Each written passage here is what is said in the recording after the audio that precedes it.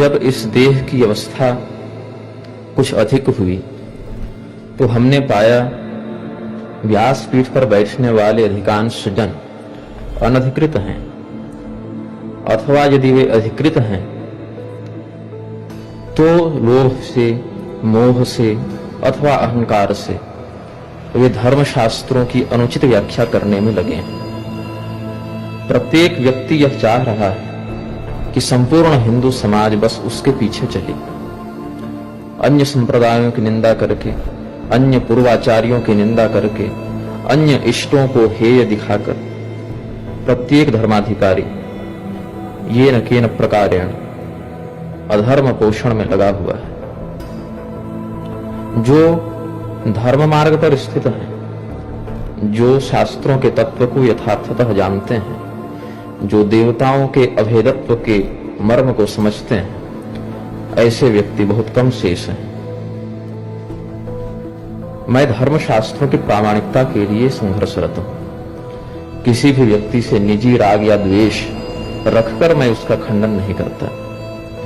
पूर्व पक्ष से जब किसी ने धर्माधिकारी वेश को धारण करके अपने मन की काल्पनिक उक्तियों को शास्त्र के वाक्य के रूप में प्रचारित करना प्रारंभ किया, तब मैंने उस व्यक्ति का खंडन किया है।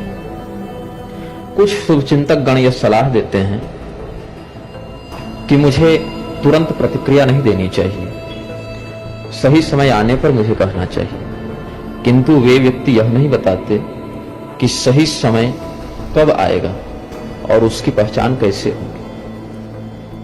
यदि मैं तुरंत प्रतिक्रिया न देकर कुछ समय के बाद, कुछ मास अथवा कुछ वर्ष के बाद प्रतिक्रिया दूं, तो फिर यही लोग आकर कहेंगे कि गड़े मुर्दे उखाड़ने से क्या लाभ है।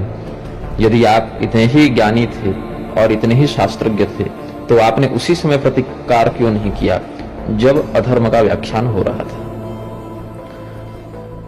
दूसरी बात यह है, यदि मैं नाम न लेकर खंडन करूं, अस्पष्टतया नामोच्चारण न करूं अपने विपक्षियों का, तो फिर यही बात अन्य जन आपत्ति से कहेंगे कि आप यदि इतना ही सत्य बोल रहे थे और आपके मत में इतनी ही शास्त्र सम्मत निष्ठा थी तो आपने कभी नाम लेकर बोलने का साहस क्यों नहीं किया।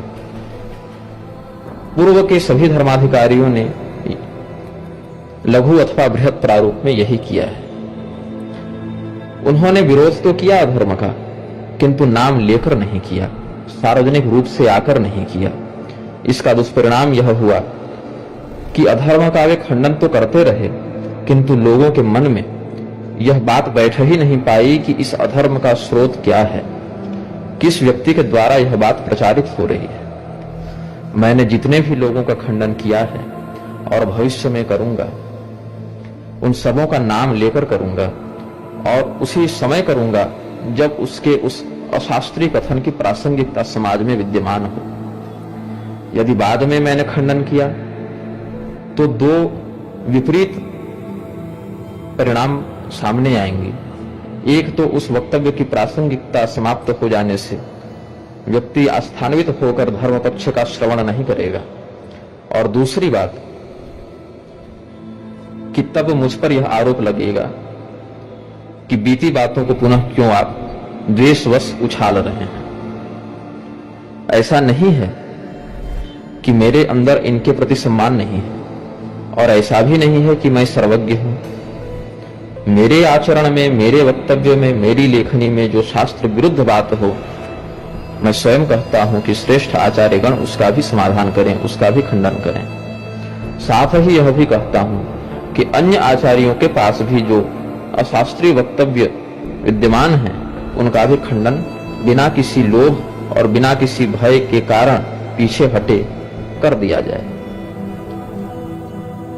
मेरा यह कार्य बहुत प्राचीन काल से चल रहा है। कई वर्ष पूर्व से मैं स्पष्ट नाम लेकर लोगों का विरोध कर रहा हूं, जिन्होंने धर्म की आड़ में लोगों को मूर्ख बनाया और अपने काल्पनिक मत को धर्म का मत बनाकर प्रचारित किया। और यह अभियान तब तक चलेगा जब तक या तो व्यासपीठ का शोधन न हो जाए अथवा हमारे श्वास समाप्त न हो जाए। यदि व्यासपीठ में शोधन पूर्णतया नहीं हुआ है और मैं इस संसार में विद्यमान हूं, उन दोनों स्थितियों में अस्पष्टतया नाम लेकर और अस्पष्टतया पूर्व पक्ष के अधर्मयुक्त मत को संदर्भित करते हुए मेरा खंडन सक्रिय रहेगा।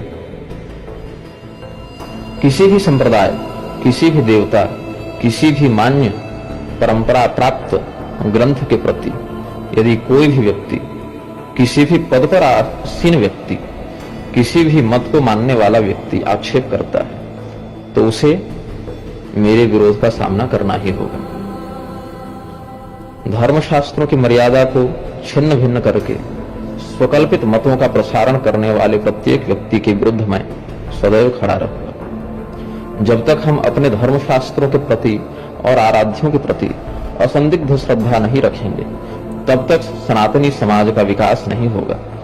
अश्रद्धा युक्त व्यक्ति ही धर्म परिवर्तन करके अन्यत्र जाता है। यदि हम अपने धर्मशास्त्रों के प्रति, उनमें वर्णित सिद्धांतों के प्रति और अपने आराध्यों के प्रति असंदिग्ध श्रद्धा पुनः स्थापित करने में सफल हो गए, उस स्थिति में हमें किसी व्यक्ति को समझाने की आवश्यकता नहीं पड़ेगी। समाज स्वयं प्रबुद्धता को धारण करके विकसित होगा। पूर्व के आचार्यों ने भी यही किया, मैं भी यही कर रहा हूं, और भवितव्य आचार्य भी इसी उत्प्रेरणा के साथ पृथ्वी पर आएंगे और अपने कर्तव्य को संपादित करेंगे। मैं अपनी भाषा शैली केवल उसी व्यक्ति के लिए सम्मानित रखता हूं जो स्वयं सम्मानार्ह हो। धर्मशास्त्र के विरुद्ध व्याख्यान करके, श्रुति स्मृति पुराण आगम आदि की मर्यादा को भ्रष्ट करके जो व्यक्ति मुझसे सम्मान प्राप्ति की आशा रखता है, ऐसे व्यक्ति मुझसे सम्मान प्राप्त नहीं कर सकते। सम्मानार्ह केवल वही हैं जो धर्मशास्त्रों को और पूर्वाचार्यों को अपनी प्रतिष्ठा से ऊपर रखते हैं और उनकी प्रतिष्ठा की रक्षा वो सर्वोपरि मानते हैं और तद्वत आचरण भी करते हैं। जनबल और धनबल, इन दोनों को मैं शास्त्रीय सिद्धांत के संरक्षण में महत्वपूर्ण नहीं मानता। शास्त्र अपरिवर्तनशील है, शाश्वत है, वे शब्द ब्रह्म है। उनके अनुसार आचार्यों को चलना चाहिए। आचार्य अपनी इच्छा के अनुसार, अपने मत के अनुसार धर्मशास्त्रों को परिवर्तित करने का अधिकार नहीं रखता। यह अधिकार ऋषियों के पास भी नहीं था। यथा पूर्व मकल्पयत अनुसुषुम धीराणाम इत्यादि वचनों से अनादि अविच्छिन्न परंपरा का बोध होता है। कोई भी संप्रदाय हो, यदि वह अपने मूल सिद्धांत पर स्थित होकर अन्य समूह के साथ समन्वय स्थापित करता है, तो वह सिद्धांत मेरे द्वारा सम्माननीय है, रक्षणीय है, अनुकरणीय और प्रसारणीय है। यदि वह ऐसा नहीं करता है तो वह मेरे लिए शत्रुवत निग्रहणीय है। कोई भी व्यक्ति जो मुझसे कोई आशा करते हैं, वे किसी प्रकार की भौतिक आशा न करें कि उन्होंने मेरा समर्थन किया अथवा विरोध किया, तो इसके लिए मैं उनका सदैव सम्मान करूंगा अथवा सदैव विरोध करूंगा। आपका प्रत्येक कृत्य ही आपके प्रति मेरे व्यवहार को लक्षित करेगा। आपका प्रत्येक वक्तव्य ही आपके संदर्भ में मेरे पक्ष अथवा विपक्ष का निर्धारण करेगा। मैं यह भी स्पष्ट करता हूं कि व्यासपीठ पर आसीन व्यक्ति केवल आसनस्थ हो जाने से श्रेष्ठ नहीं हो जाता। उसके सिद्धांत की श्रेष्ठता ही उसके व्यक्तित्व के विकास अथवा ह्रास में निमित्त बनती है। धर्म संरक्षणार्थाय धर्म संहार हेतवे निग्रहाणांच धर्माज्ञा लोके लोके प्रवर्धता बाह्यांतर कला मध्ये भांड ब्रह्मांड चारिणी वेश्यदान त्रिगुणातीतान वंदे निग्रहकारिणी द्रव्य लोभाभिभूताये शास्त्र विध्वंसकारिणः ते सर्वे नाशमायांतु निग्रहेश्वर शासनात्।